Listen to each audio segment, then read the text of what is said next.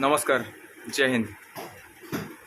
मैं आज बस दो छोटा बात बोलने वाला हूँ, ज़रा गौर से सुनिएगा।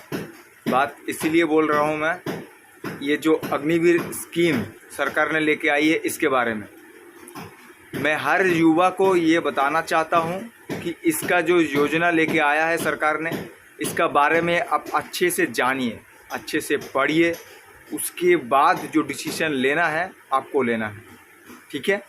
क्योंकि ये जो एकेडमीज़ है जो चला रहा है, ये जो सारे कोचिंग सेंटर चला रहा है, इसमें से जो अफवाह फैलाया जा रहा है, इसमें से गलत जो समझाया जा रहा है लड़का लोग को, ठीक है, ये गलत है।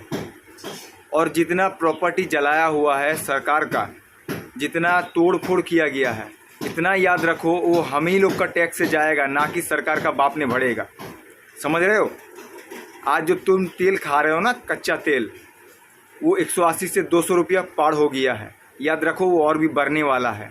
मैं डर नहीं दिखा रहा हूँ, हकीकत बता रहा हूँ। और अग्निवीर का जो स्कीम है अच्छे से सुन लो। जो यहाँ से सोचेगा ना, यहाँ से वो अच्छे से समझ लेगा कि भाई अगर लाइफ में कुछ बनना है, कुछ करना है तो खटना पड़ेगा, मेहनत करना पड़ेगा। ऐसा नहीं है कि भाई एक बार सोच लिया, चल गया, उसके बाद में ऐश करो, मौज करो। वो दिन गया, ठीक है। जिस दिन तुम घी दे के मतलब खाए थे ना, वो गया। वो भूल जाओ तुम क्या खाए थे पहले, चिकन मटन भूल जाओ।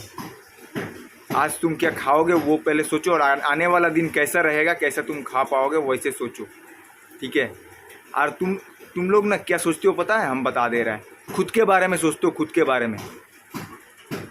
तुम ये नहीं सोचते हो मेरा दोस्त जो मेरे साथ प्रैक्टिस कर रहा है उसका क्या होगा। हर लड़का स्वार्थी है। अपने स्वार्थ को जितना दिन तक देखोगे कुछ नहीं होने वाला है।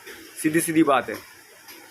आज तुमको मौका मिलेगा, कल तुम्हारा दोस्त को मिलेगा। आज तुमको नहीं मिला तो कल तुमको भी मिलेगा, ठीक है। और दूसरा बात यह है, अग्निवीर स्कीम क्या है और इसका फ़ायदा क्या है और इसका उसूल क्या है, मैं बता देना चाहता हूँ पहले ही कि जो उम्र की कैटेगरी दिया गया था 17.5 से 21 साल, वो बढ़ा के 23 साल किया गया है। और दूसरा बात यह है कि 48 घंटे के अंदर फिर से उसको मॉडिफाई किया हुआ है कि असम राइफल्स और सीएपीएफ में 10% की रिज़र्व रखी जाएगी अग्निवीर के लिए। पहले हम लोग ये करते थे कि भाई एयरो भर्ती आ रहा है, एक बार भर्ती कर लो, फिर 14 साल की नौकरी, परमानेंट कमीशन। लेकिन अब ऐसा नहीं होगा। क्यों नहीं होगा? क्यों? ये भाई तुम लोग को समझाने में और थोड़ा वक्त लगेगा। क्यों बोल रहा हूँ मैं? जब धीरे धीरे ये भर्ती प्रक्रिया चलेगा, जब 2-3 साल और जाएगा, जब धीरे धीरे ये ना ऑलरेडी तो लागू हो चुका है, लेकिन इसके बाद जो प्रक्रिया चलेगा धीरे धीरे तुम लोग को भी समझ में आ जाएगा इसका खासियत क्या क्या है। मैं इसीलिए इसका पक्ष लेके बोल रहा हूँ, क्योंकि भाई इतना याद रखो, शायद मैं भी वहाँ पे जाने वाला हूँ, मेरा भी इसी साल लास्ट है। ऐसा नहीं है कि हम तुम लोग जैसा नहीं हूँ, मेरा उम्र पार हो चुका है, ऐसा नहीं है। मेरे साथ जो रह चुका है, मेरे साथ जितना दोस्त लोग हैं, जितना भी भाई लोग हैं, मैं उनके लिए एक संदेश देना चाहता हूँ। ध्यान से एकदम दिमाग शांत रखो और ये सब दंगा फसाद से दूर रहो। क्यों दूर रहो?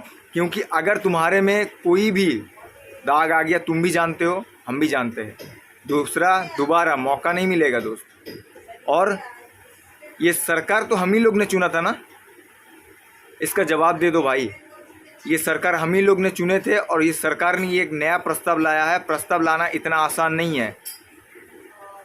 एक प्रस्ताव लाया जाता है, संसद में उठाया जाता है, उसके बारे में चर्चा होती है, उसके बाद सारे संसद ने उसको पास करते हैं संसद में, ठीक है। उसके बाद ये बिल पास होता है और ऊपर से आर्मी, नेवी, एयरफोर्स चीफ ने भी इसका सैंक्शन कर दिया है, बिल पास कर चुका है। तो इतना आसान नहीं है वो।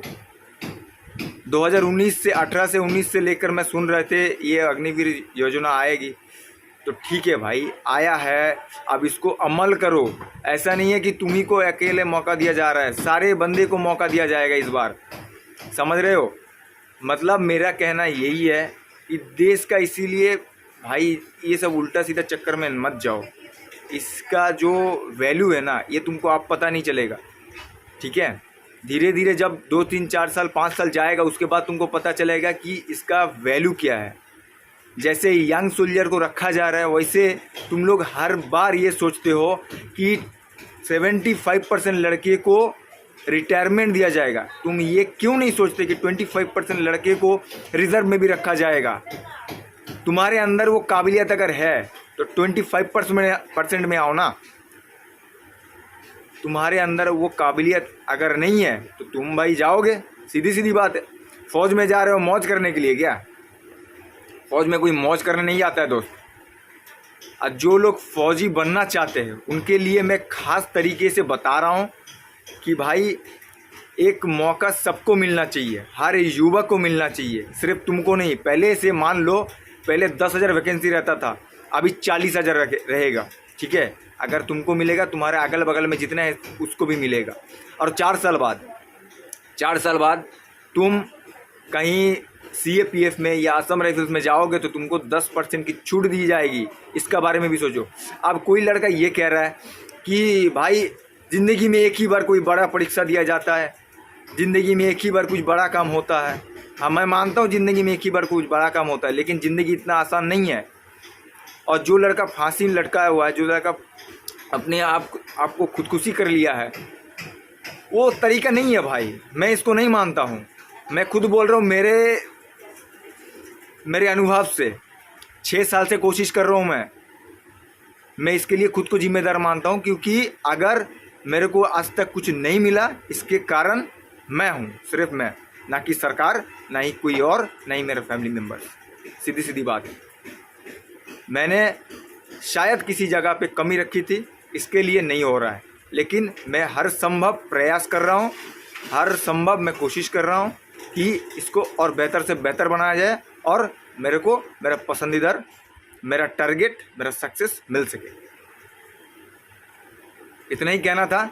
अब तुम्हारे मर्जी, तुम जो भी चाहे कर सकते हो। और ख़त्म करने के पहले एक बात, जो ज़रूरी बात है, एक बार कह देता हूँ मैं, दिमाग में बैठा लो, ध्यान से सुन लो।